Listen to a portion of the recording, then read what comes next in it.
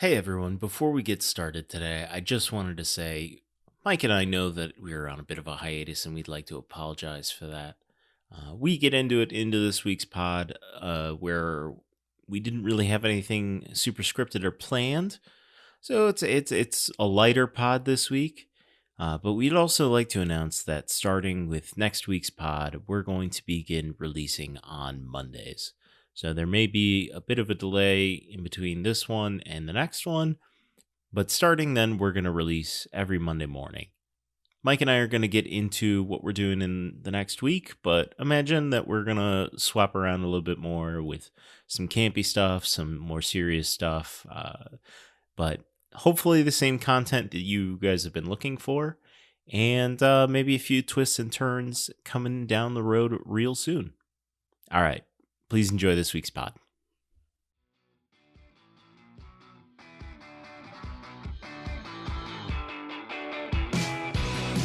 Welcome to Subject to Blackout. My name is Timo, and with me, as always, from the Name Taken podcast is Mike. Mike, how you doing today?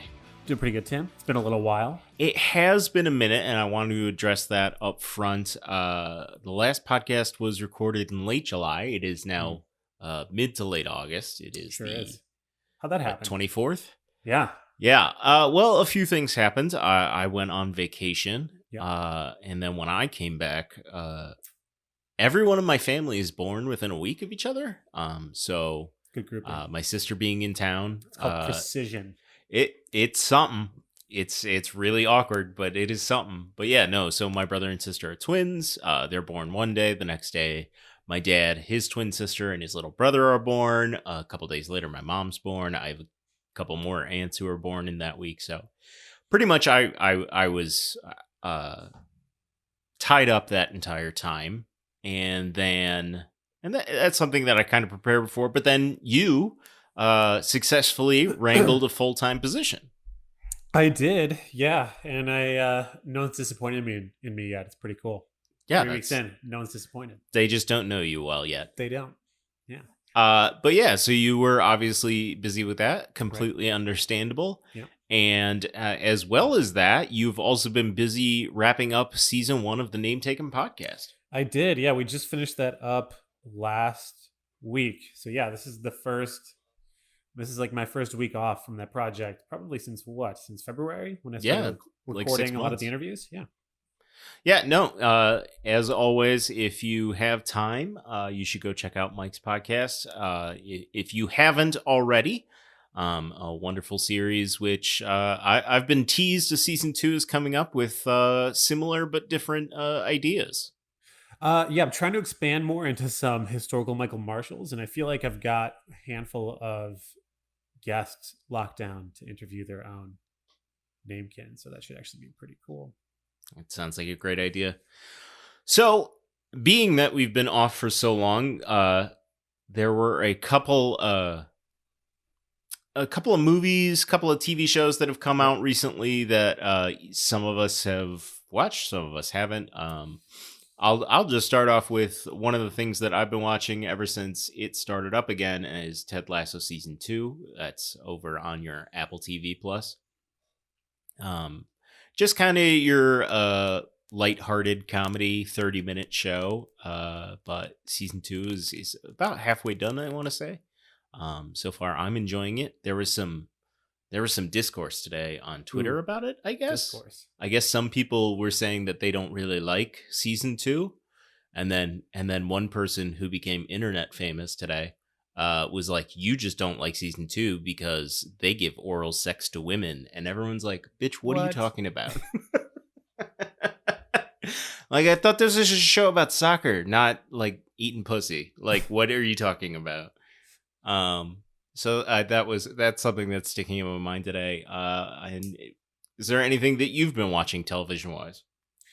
I am so bad at keeping up at stuff. I'm geez. Yeah. I mean, I've been meaning to make friends with somebody with an Apple Plus account. But lately I've been rewatching Avatar: The Last Airbender because it's been like 8 months since I've pounded Avatar: The Last Airbender. Yeah. every For a second, I thought you were just saying Avatar, the James Cameron movie, and I was like, no, why no, are you different, watching that? different.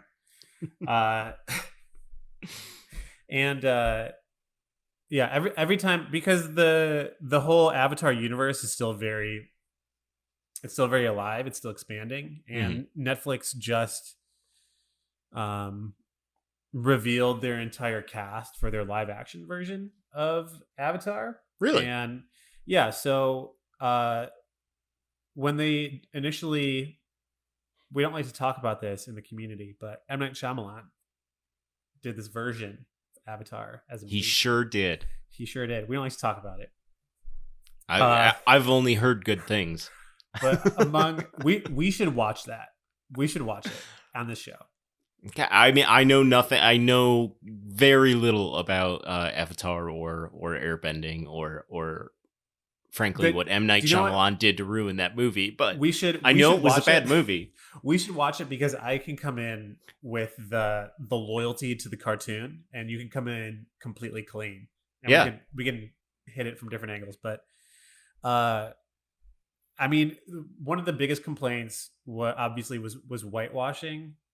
yeah. That the main protagonists were all white, but they came from within the cartoon non-white communities, and in the films themselves everybody they were surrounded with were the right race except for them, so that was a huge issue. uh That was an issue to who? yeah. And Asif Manvi famously in that in that movie as like a key villain. Hey, um you know, if you're gonna hire brown people to play brown people, that might as well be the villains. Yeah, that's what M. Night Shyamalan said. He's like, it's got to be the same race as me because I need to be in this movie. M Night Shyamalan Like all of my played. movies. He played the air. So yeah, so Dev Patel and Asim Manvi, who at the time were the only two Indian actors aside from M. Night Shyamalan, were in the movie.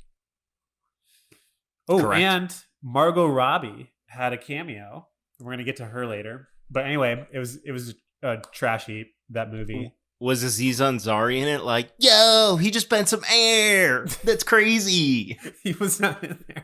That would have been so sick, though. Just as him, like in a normal ass outfit, just being like, whoa, did you guys see that? That was crazy. I would have loved if you were in that movie. He would have recovered the entire movie. So, I mean, there's plenty of details we can talk about when we watch it together, but basically, Netflix took over the franchise in order to redeem the live action renditions of Avatar, which was a tall order, and they came out with a entirely appropriate cast. So the people who are supposed to be like Indigenous Americans are actually Indigenous American actors, you know, stuff like that. So that was really good. I mean, there's certainly people on Twitter who are complaining that they're like not Native American looking enough. Like, I don't know if they need like war paint or feathers or some shit, but You're they're never gonna make everyone Cherokee happy, actors. but yeah, as So long as you're not hiring who's the who's the girl who Emma Stone ended up playing like a Hawaiian person in a movie, and it's like Emma Stone is as white as the day is long. yeah, She should not be playing a native Hawaiian person in any film. I mean, do you remember when? I mean, like our typical punching bag for this is obviously Scarlett Johansson, but do you remember when she was in what's it called, fucking Ghost in the Shell? Yes. And they didn't have to be like she's Asian. They could have just been like, this is an American version of a Japanese thing, and she's like a white person. But they're like, nah, she's Japanese. You know? Didn't need to do that. No one required you to do that. No, it wasn't asked.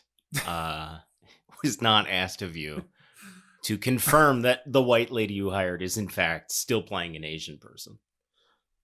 Yeah, no, that always makes everything 10 times worse. Just change the race of the character if you really want ScarJo in it. Yeah, no, I would look forward to watching Avatar. Yeah, it'd be interesting to me if I end up watching it and being like, it's pretty good. And you just despise it for everything that it allegedly ruined. So maybe that'll be coming up in the next few weeks. Yeah, I will track that one down for. I'm sure it's easy to download. I'm sure no one is contesting that copyright. So No. So one of the other things I started watching on hiatus was the Suicide Squad, which of course was like a remake slash reboot slash sequel to the Suicide Squad movie that came out like 5 years ago that everyone hated, and I turned on for the first 10 minutes and couldn't get through that and never watched the film. Uh, so I can't say that this one is better, but I sure bet it was. Because this was, yeah, I know you have not seen it yet, but this movie was absolutely delightful. Um, yeah, so this version was a James Gunn joint after he got kicked off of Guardians 3, but now he's back on Guardians 3, and this is basically kind of like his DC Guardians movie. Uh, Idris Elba is fantastic in it. John Cena's really funny in it, and uh, Polka Dot Man is fucking hilarious in it. It's really fantastic. I would highly recommend anyone see it without getting into any spoilers.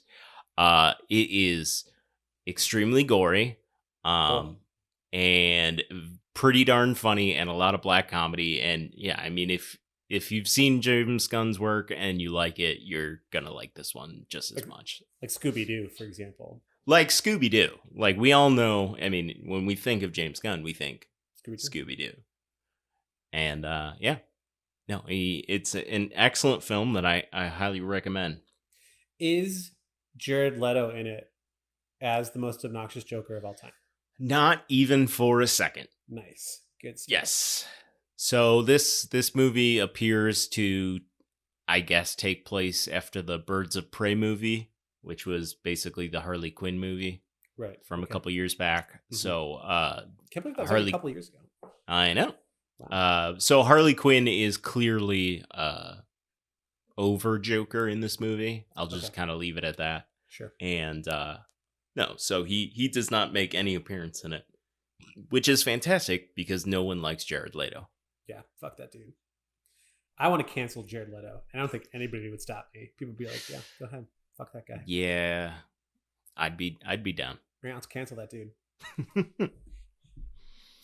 One of the other things that I've enjoyed while we were taking our break here was just last week, a brand new video game emerged. I found out about it about a week ago, and then it ended up dropping on Xbox on Thursday Yeah, that was of wild. last week. Did we miss that, or was that just like a shadow drop? I don't.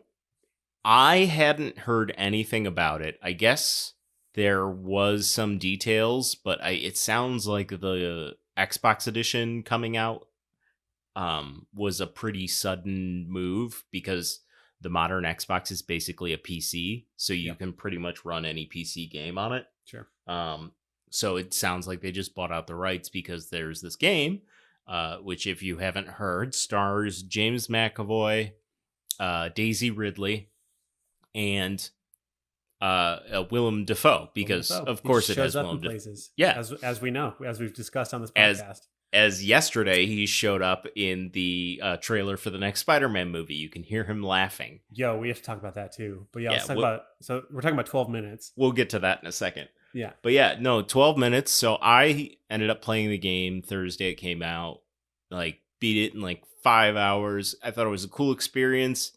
You were over this weekend, and I had you play what I would say was about the first quarter to half, maybe, let's call it a third Yeah, of we the got through a game. chunk of it. I have to sit down with my Xbox Game Pass and really hack it out. Yeah, but yeah, it's definitely an interesting game. It's kind of point and click adventure, and you're basically solving a mystery during a 12-minute time loop. And yeah, it's certainly, I mean, talk about a game that was not built up at all and turned out very interesting and fun. Yeah, this is the opposite of what Cyberpunk is. It's not some huge studio with the most hyped game, and then it's just like Grand Theft Auto with a skin on it. Like this was a very unique and different game that I hadn't played at all. So, I mean, speaking of Cyberpunk, have you played it since they put out the 1.3, I have the DLC and the patches? I have not. Me neither. I I don't I know if I'm mean, ever going to go back to it, actually. yeah, I mean that I was thinking that the other day when I saw that there was DLC and a patch, and I was like, "Oh, maybe I'll open that game back up." Like at one point I tried to go back to the beginning and like restart and like build my character differently knowing what I like to do in the game. Yeah, But your character at the beginning is just so weak, and they yeah, kind of make you put your attributes like all over the place, so you right. can't really even load up in categories. And so I was just like, well, fuck that. Like, I'm not gonna undo all of this work if I can't even do like if I can't even start off focusing on what I want to focus on. I mean, it had the same scaling issue that The Witcher did, where in the beginning, you're like punished for you're basically punished for playing at a harder setting. Yeah. You're because the enemies you're already kind of like pretty weak and vulnerable, and your enemies then are like have a lot more health. But then maybe a third into the game, you're so powerful that like no one is really that significant of a challenge. It was like the same thing with The Witcher. Yeah, and it really, I mean, I remember the first day or two I was playing the game, like I just was driving around and I hadn't really done that. I was doing most of the missions like right in a row. And so that scales the bad guy kind of to your level. Yeah, But I like drove around and I ended up in a different like part of the city. And that's also a funny thing about Cyberpunk is like the bad guys are much harder in different areas, right. and I just wound up in one of those areas, and I was getting killed instantly after doing what would have killed like 9 people. These guys were completely unfazed, Right. and I was just getting my ass whooped. And I was like, "What the fuck is going on?" And then, sure enough, you play for a couple more hours, and you get to that level, and they're no problem to kill. And then everyone else after that is just like, I can stand over in the corner and tell that guy to kill himself and tell that guy to shoot his friends. And like, I don't even have to get into the fight. Yeah, you get really desensitized to violence.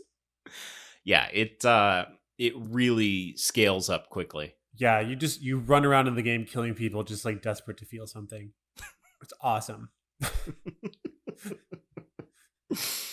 It's a feel good game, Yeah. a family fun.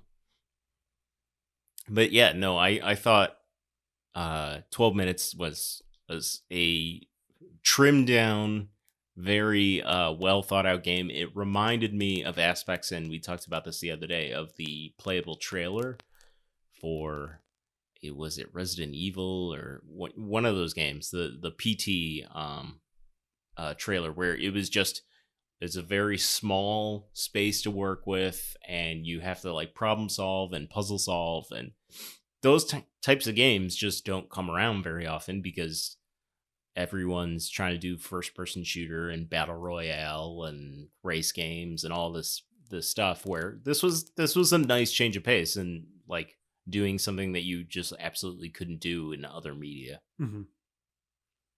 Yeah, no, it was interesting. I'm looking forward to actually sitting down for like an entire devastating evening to power through the rest of it. Yeah, and you'll find out why some of the game reviewers were calling it so horrifically deplorable. Or what were some of the reviews that you were talking about? Yeah, Polygon said it was like disturbing, but maybe too disturbing. But like Polygon's always sort of like, Pearl clutching. yeah, that's all Polygon does now with their reviews. I don't know. This F1 game is pretty great, but those crashes might be too disturbing. It's like, They're, they're bitch, tr- it's those crashes are transphobic.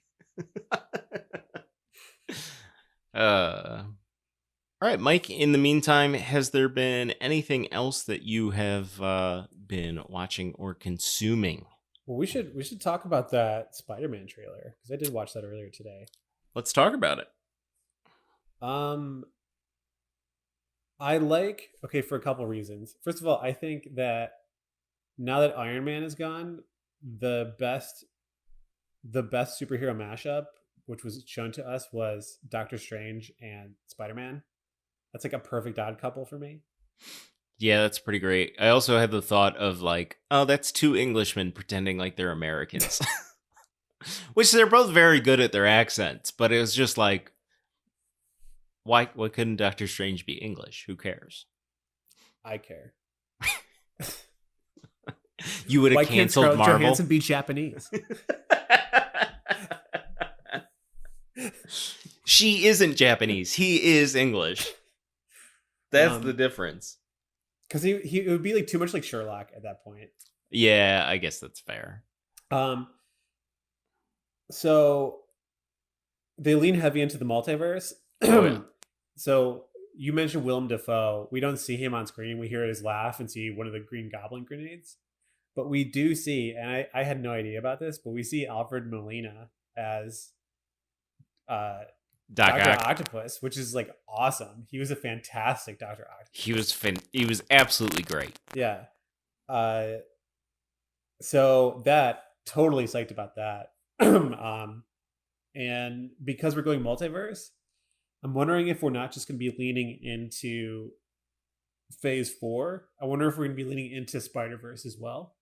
So I'm wondering if we might see any Miles Morales, or if we might see any John Mulaney's Spider Spider Pig, Pig. Peter Porker. Oh my god! If Spider Pig is in this movie, I'm gonna see it every day. Imagine it. Yeah. Oh my god! Now I'm gonna be upset if this movie doesn't have Spider Pig in it. Or or Nick Cage's like Nazi fighting 1930s Spider-Man noir. Just I got so many problems. Calm down, Nick Cage. No, I just like I can't believe like there's so many funny things that I saw online yesterday, like about this trailer. Like people just bringing up like these Andrew Garfield interviews where he's like, "Guys, I gotta tell you, this isn't happening. Like, if they called other people, they didn't call me. It's like, bitch, there are set photos. Like, we know you're in this thing. Like, get the fuck out of here. Like, oh, they're gonna bring back Electro, but not you. Come on." Marvel's got the money. They backed up the truck to your house, and you're in this movie. Yeah, I'm very excited to see where this goes. We need to go back through all of the Spider-Man movies. The Sam Raimi ones are really good. They're good. They're not the same attitude as Marvel, where it's like super realistic and like, like self-deprecating about all the silly stuff. Like they just like lean into the silly stuff. Like, yes, this is how he dresses. It's not funny. It's a wrestling costume. Like, it's not funny at all. He's a wrestler. This is very serious. Yeah, No, no, he's not Randy Savage. He's Bonesaw. Super depressing that I remember that. Also, I liked in that when we get to Spider-Man 3, Emo Spider-Man. we get to Emo Spider-Man, but we also get to Venom, whose Topher vehicle is Grace. Topher Grace. Yes. Topher Yeah. Grace. When you're in like the early 2000s and you need an imposing villain, you get Topher Grace. Well, what's his face? Who is Spider-Man? What's his name again? Tobey Maguire? Yeah, Tobey Maguire. Like when you have Tobey Maguire, you're like, how do we get somebody who's kind of going to be his kind of like true antagonist, like his exact opposite, but the same, like But the equally exact as same sort of person. like effete and unimposing. Topher Grace. Well, we need a second white twig. And we need someone who's like not busy right now. Topher Grace. Topher Grace is like, hey, did you see my bit part in Ocean's 11 5 years ago? I quit that 70s show to be a movie star. Topher Grace. Go online and read about Topher Grace's his recut of the Phantom Menace. There's this whole thing he has. No, seriously, read about it. Because like Topher Grace is like, well, I recut the Phantom Menace and I can't share it with anybody because of copyright, but I showed it to my family and friends and they were like, it's a true improvement. It's like, Topher Grace, you're not doing well. This is like this is like in Parks and Rec when Leslie Knope's boyfriend gets fired, and everyone's like, "Whoa, how you doing, bud? Like, you sure you're all right?" And he's like, "No, I'm doing great. I'm getting into stop motion film. Let me show you what I have so far." Yeah. And it's just like 2 seconds, and he's like, "Oh my god, I spent 8 weeks doing that." Yeah, it's like Topher. Exactly what it is. Topher, congratulations. You recut a movie that no one likes anyway. Yeah, no, I am a huge fan of all the Spider-Man movies, and like that was my jam growing up, was Spider-Man TV show, Spider-Man comics, that stuff. So seeing all three versions, I've only seen one of the Andrew Garfield movies. I haven't seen either of them actually. They both happened while I was not in the country, I think. Um yeah, I mean it was so close to the emo Spider-Man movie, which I did not care for at all. Because I thought, yeah, casting Topher Grace's Venom fucking sucked, and I hated Tobey Maguire's portrayal of Spider-Man in that movie. Yeah. I mean, But I get the sense that it's kind of like he's kind of like a George Lazenby. He's sort of like a transitional Spider-Man, and that like he doesn't really get any credit. You know, like yeah, he's really the Spider-Man between Sean Connery's Spider-Man and Roger Moore's Spider-Man. so yeah, the Tobey I would watch Maguire, those for sure. By the way, the Tobey Maguire Spider-Man was appropriately nerdy, but was 35. Yeah, everybody so in that movie was like a high the school next, student. yeah, like in the middle of the first movie, they're like, they're in college now. Like, because I mean, they had Joe Manganiello playing like his rival at high school, Flash. and Yeah, and Flash was 42 years old. he's so old. It was just like, guys, what are we even doing? These aren't high schoolers. What are we doing? But again, that kind of fit the Sam Raimi aesthetic of just like, it doesn't, none of this matters. Let's just make a fun comic book movie. But yeah, and then they went to Andrew Garfield, and he was appropriately quippy. I mean, that was the thing that like Spider-Man always was in like the comics and the TV show that I That's watched true. growing up, was just like always had jokes and quick one-liner and was funny. And they kind of got that with Andrew Garfield, but this time he was 32. and they also didn't have Mary Jane. They went with the other girl, Gwen Gwen Stacy. Sure. And their villains just sucked out loud. I mean, that was the other thing about the Sam Raimi movies, is you had Green Goblin, which was fucking amazing. Yep. You had Doc Ock, who is fantastic. Yeah, great cast for all those too. Yeah. And then Topher Grace, and Topher Willem Grace as Dafoe, Venom. Alfred Molina, Topher Grace. All Academy Award winners, I believe. I'm fairly certain. Yeah. But Topher Grace, who appeared alongside Selma Hayek and Frida. Oh wait, no, it was Molina. That was Alfred Molina. You know, they get confused. Yep. They were about the same age when they were portraying a high school student and a professor. Topher Grace and Clear and Present Danger. Yeah. Topher Grace and Aquaman. Yeah. Ooh. Mm. Oh, and there's Willem Dafoe too. Shit. I'm looking up Topher Grace right now. We should we should watch a bunch of Topher Grace. There's not a bunch to watch. It wouldn't be a movie marathon. It'd be a movie. Topher Grace is somebody who I could see. He's like the right kind of person to be like I'm on his Twitter right now. I'm surprised. Like the first thing is like, this is why I'm not getting vaccinated. Like I get that vibe. Like for sure, somebody on that '70s show like hates vaccines. Oh, well, what? One of them is a convicted rapist? Convicted rapist. Yeah, Danny Masterson. Yeah, so AKA it's probably DJ him. Mom Jeans. I didn't know that was his name. Yeah. But, you know, he's a Scientologist, so he probably thinks that there's thetans inside the vaccine. Once we get back to Spider-Man, I would just like to say that I'm very much hoping that this movie lives up to expectations, because I've been a little disappointed recently with what Marvel's been putting out. Um, Like with what? Black Widow, most of the TV shows. The TV shows were all fine. I liked WandaVision. I thought WandaVision was sick. You didn't like Yeah, WandaVision? it was fine. I wouldn't watch it again, but I would watch it a first time. Um, I I liked Loki the most out of Yeah, all of them. I liked Loki. I I liked. That one felt like the one that was the least like a boring Marvel movie. Like there wasn't that giant boring fight like there was at the end of both Falcon and the Winter Soldier and WandaVision, where Yeah, it's like Falcon you're Winter doing Soldier was TV pretty boring. shows. Like you can do something other than just like we have to fight a bad guy. Right. And Loki actually did that. But yeah, Wow. wow.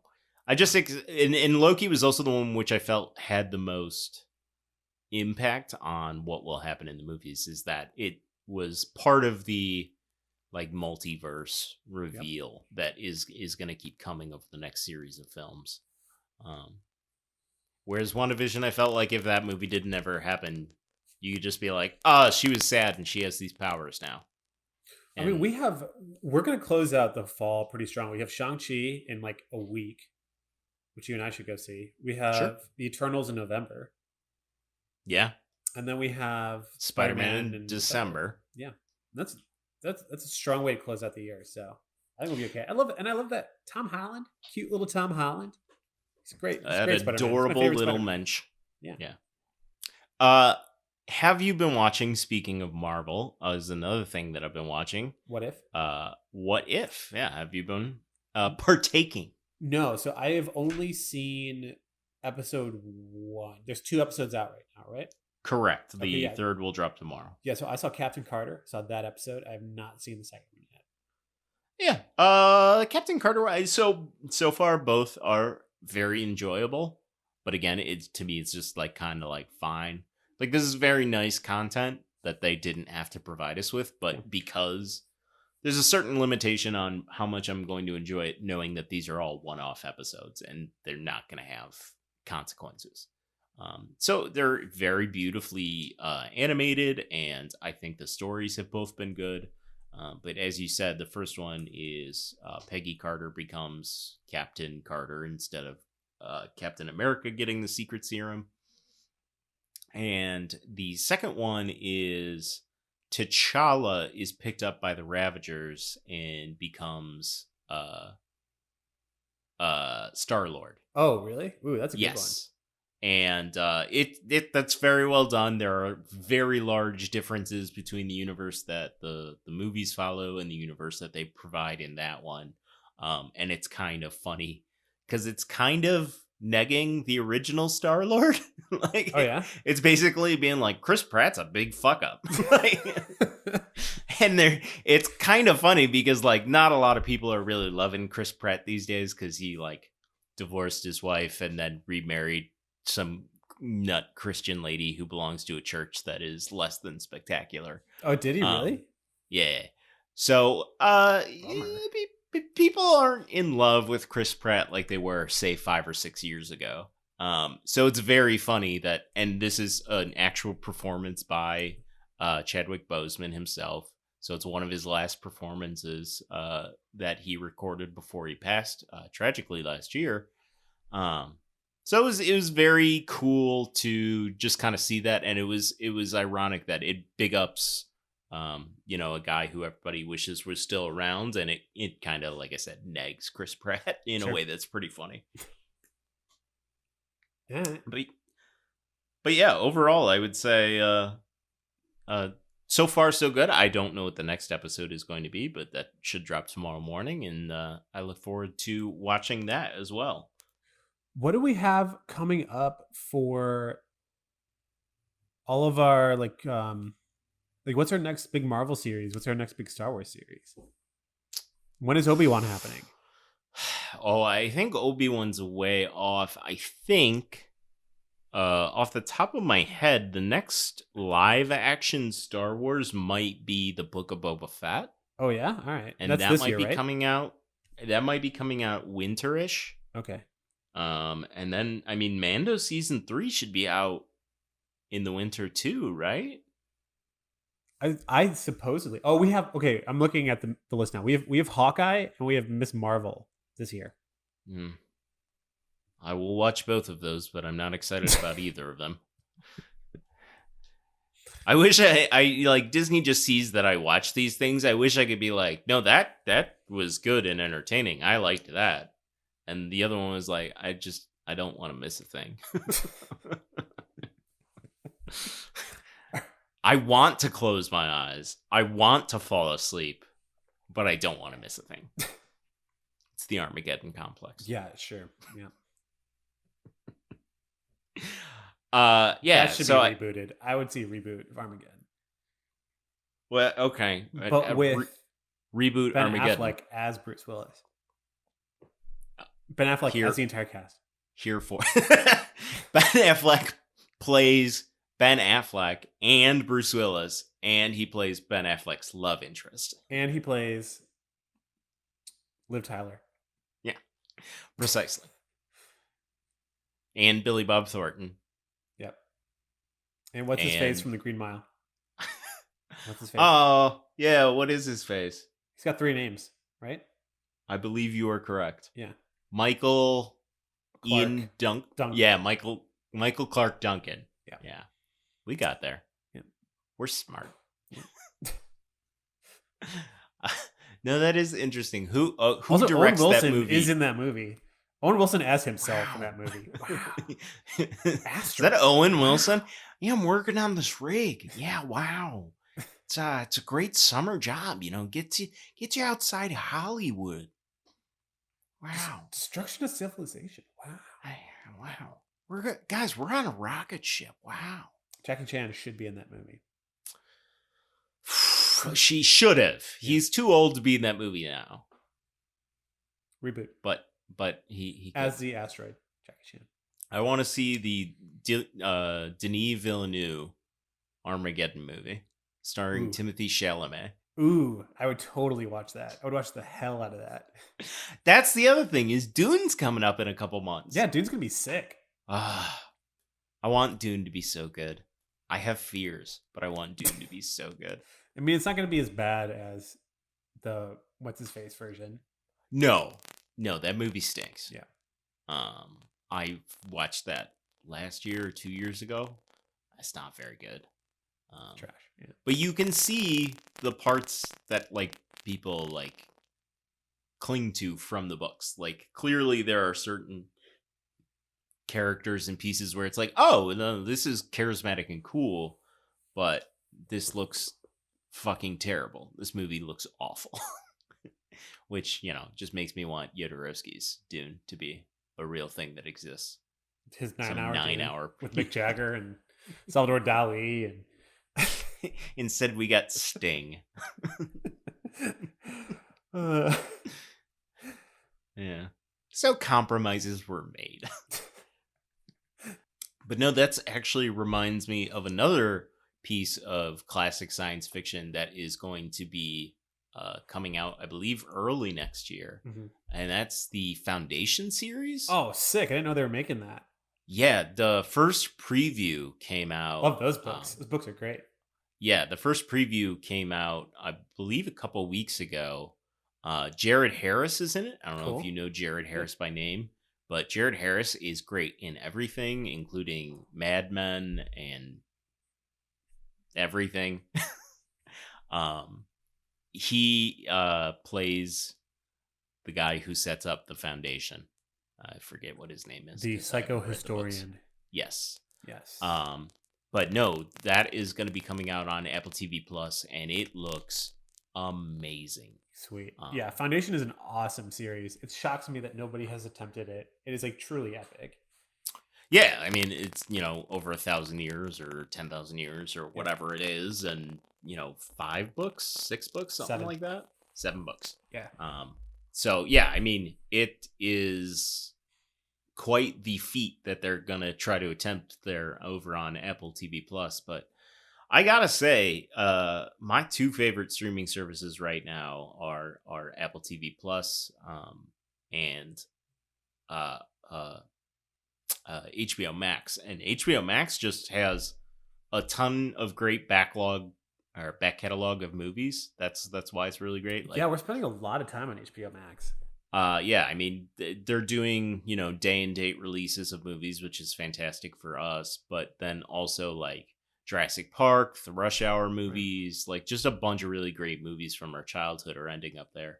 But then my thing about Apple TV Plus is like all of their content, like they're clearly going for quality rather than just quantity. Like Netflix will put out 15 things a year, and 15 things a month, and like a lot of them will be garbage and or like dumb kids shows, whereas like Apple TV is like, if it's not here, if we can't get like six amazing A-list actors to do this stuff, like we're not even gonna do it. So I've really enjoyed a lot of what they've done, and I'm super looking forward to Foundation, to seeing you know really how high they set the bar for themselves. Yeah, I will get Apple Plus for Foundation for sure.